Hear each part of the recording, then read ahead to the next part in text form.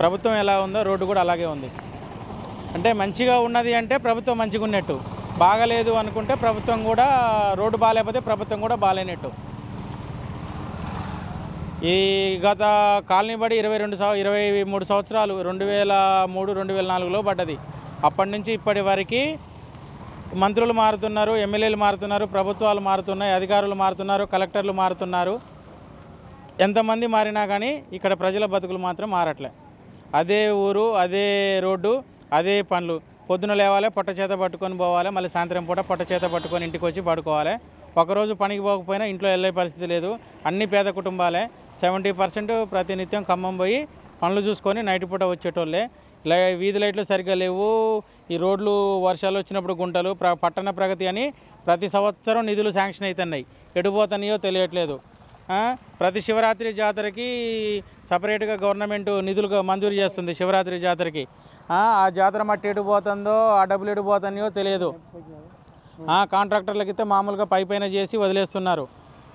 ప్రతి సంవత్సరం ఇదే ప్రాబ్లమ్స్. ఏదో వస్తున్నామంటే చేస్తున్నాం.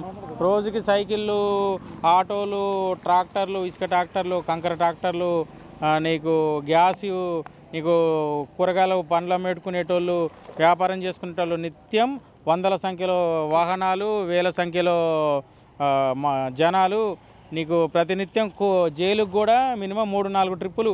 ఖమ్మం జిల్లాలో ఉన్నటువంటి ప్రతి పోలీస్ స్టేషన్లో సంబంధించినటువంటి ఏ కేసులో అయినా సరే ఖైదీలని జైల్లో సబ్మిట్ చేయాలంటే ఈ రోడ్లో నుంచే వెళ్ళాలి.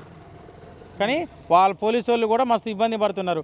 ప్రభుత్వ అధికారులు కూడా ఇబ్బంది పడుతున్నారులే, కానీ ఎవరికి చెప్పుకోలేకపోతున్నారు. వాళ్ళు కూడా వాళ్ళ పై ఆఫీసర్లకు చెప్పినా కూడా, ఇప్పుడు సీఎం వచ్చినా, పీఎం వచ్చినా, మంత్రులు వచ్చినా నైట్కు నైట్ రోడ్లు అయిపోతున్నాయి. కాంట్రాక్టర్లకు ఫోన్ చేస్తారు, వచ్చి పైన మసిపూసి మారేడుకాయ చేస్తారు, వెళ్ళిపోతారు. ఎన్నిసార్లు ఫిర్యాదులు ఇచ్చినా చేద్దాం, చేస్తాం, చేద్దాం, చేస్తాం, చేద్దాం అదే మాట తప్ప, చేస్తున్న వర్కర్లు వస్తున్నారు, మీరు టీంను పంపిస్తున్నా, మీరు దగ్గరుండి పని చేయించుకోండి అని మాత్రం నోట్ల నుంచి రాదు. నువ్వు పోయినా, నేను పోయినా, ప్రతిపక్షం పోయినా, అధికార పక్షం పోయినా, మిత్రపక్షం పోయినా సావు కబురు చల్లగా చెప్తారు. ఏమని చెప్తారు? చేద్దాం, చేపిస్తాం, అవుతాయి, అన్నీ అయితేనే ఈ కూడా అవుతాయి.